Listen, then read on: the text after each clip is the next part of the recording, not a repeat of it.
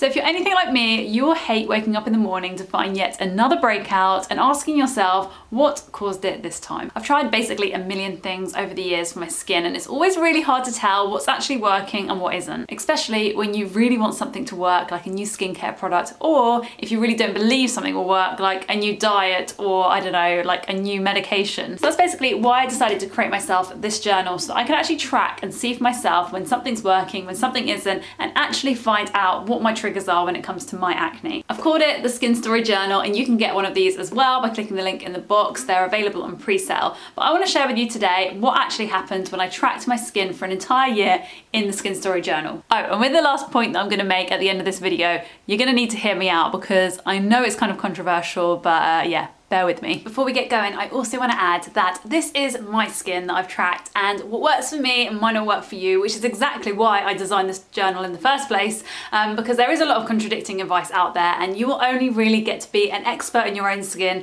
by tracking it and understanding what works for you. So yeah, I cannot encourage you enough to really take an interest in your own skin rather than just following advice from people on the internet. So number one, and that is timing is actually everything. So I already knew that sugar had a real impact on my skin, like long before I really started tracking my acne in a journal. But what I have discovered is that if I eat sugar at any time of the month, it doesn't have the same effect. So if I was to actually eat quite a bit of sugar during my period, for example, I find that I don't break out so much. Like I might get one or two, but it really isn't like deep cystic acne. However, if I actually decide to go and eat a ton of sugar during ovulation when my testosterone is spiking, I find that I break out way more, like the deep, painful ones. And I've noticed this month and month again. I've tried it consecutive months in a row, and there is always a difference. So sometimes it's not just one thing that is causing you to break out. It's almost like a combination of things, like the perfect storm. The second thing is that sleep is really underrated, or I really underrated how much it affected my skin. It seriously only takes like a couple of bad nights sleep to really throw my skin out.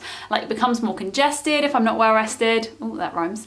But yeah, it just generally doesn't feel as great. It also looks so much more dull, dehydrated, and generally just, you know, more blackheads, more congestion, those sort of things seem to occur. And again, I've tested this on lots of consecutive months, and I do find that if I'm going through like a period of insomnia, which also seems to happen during ovulation, that has an absolute knock-on effect on my skin. Something else which was a massive lesson for me last year, and I think I've mentioned this in other videos talking about like my best tretinoin tips and like my best clear skin tips, is over exfoliating. And don't get me wrong, I know that skin needs to be exfoliated. I regularly do this. I go in with a muslin cloth very gently to remove dead skin, particularly when I'm using something like tretinoin. But I have found that by not doing this every day and just leaving it to like once a week when I really need to, my skin has improved so much. I found that if I was scrubbing or irritating my skin in that way, which honestly I didn't believe I was because I was going in gentle, just that amount of exfoliation really does cause more cysts for me. God knows how much my skin would have improved when I was a teenager if I wasn't using all those really harsh scrubs and things. I was using like beads in my like face wash for probably like 15 years, morning and evening, and yeah, that does not agree with my skin. Definitely not. Next up has been another lesson that I've learned in the last kind of 4 or 5 months, and that is when it comes to skincare, consistency is key. If I was switching up my products all the time, my skin would certainly react. Like it does take me a little while to get into a routine with my skincare to really see the benefits. I've now been using the same micellar water, the same cleanser, the same moisturizer, the same SPF, and tretinoin of course, for 4 months now, and my skin has never looked better. So yeah, being consistent, and if it's working, then continue to use it. I'm really not down for like switching up products this year. I'm just gonna stick to what I know works. So in the journal, there is basically a tracker for diet where you can look at what you've been eating, track what you've been eating, and monitor things that you think might potentially be a trigger. For example, I have tracked dairy in the past because I have read and heard so many times that it affects acne. So I did put a lot of emphasis on diet before I started, like here is the diet tracker. And actually, if I'm being honest with myself, from looking at my journal over the last year, diet doesn't have the biggest part to play. It certainly can affect your skin, but I put way too much emphasis on it before. At one point, I was literally avoiding all fruit, and that really didn't have any benefit on my skin whatsoever. And actually, I think that has a repercussion on my gut health, which at the moment is not great. But yeah, eating a diverse range of whole foods, fresh foods, certainly is good for your health in general and therefore great for your skin. I would also say like eating a ton of fruit all day, maybe not so great either, like everything in moderation. But yeah, tracking your food is a great way to really understand that it isn't actually everything. I think with all trackers in an acne journal, particularly with the one that I created, it's good to have some like hypotheses, some theories to go in with. For example, like the dairy one that I tried, have some examples of things that you're doing anyway that you think is preventing your acne, or maybe you believe it might be triggering acne. You can actually test this out and do it for a couple of months and really see day by day, is your skin affected by doing these things? I am a massive germaphobe, and one of the biggest things for me was things like my phone case and my pillowcases. I genuinely had read that these bacterias breeded on there and were certainly to blame for my acne at some points of my life. And by testing this, I have realized that that is absolutely not true. Yes, of course, you want to clean your belongings, and yes, you want to change your pillowcases.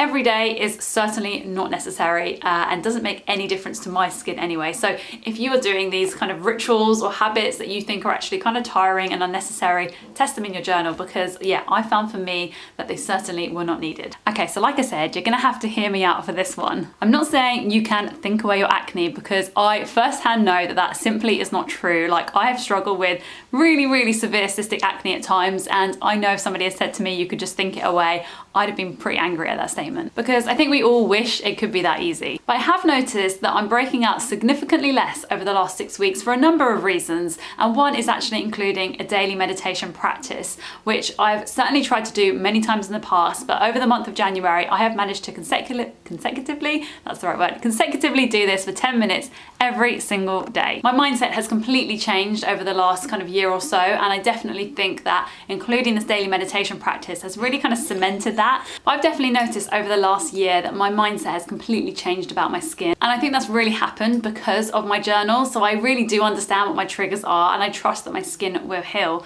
And meditating over this last 6 weeks has absolutely cemented that, so I feel completely happy and confident in my own skin, and I don't think that's a coincidence in seeing how much my skin has improved. Like, I do believe that there is some connection there. So I believe that if you have the intention of just loving yourself despite what your skin is doing in that moment, it will only have a positive impact on your health, on your skin, on your life, because honestly, acne is completely normal. Like, we all go through it at some point, and letting yourself feel super unhappy and alone doesn't help that situation at all. So yeah, reach out to somebody, explain how you're feeling if acne is something that's really getting you down. I know that I'm always having conversations about this with lots of you over on Instagram. If you want to follow me over there, my handle is @Sarah_Skinstory. Mindset matters, and including a daily meditation practice can ease that, particularly if you are feeling really low about your skin. I'd really recommend going over and watching my video on my daily meditation practice and my challenge that I did during January to meditate for at least 10 minutes every single day. I'll put the box up on screen now, so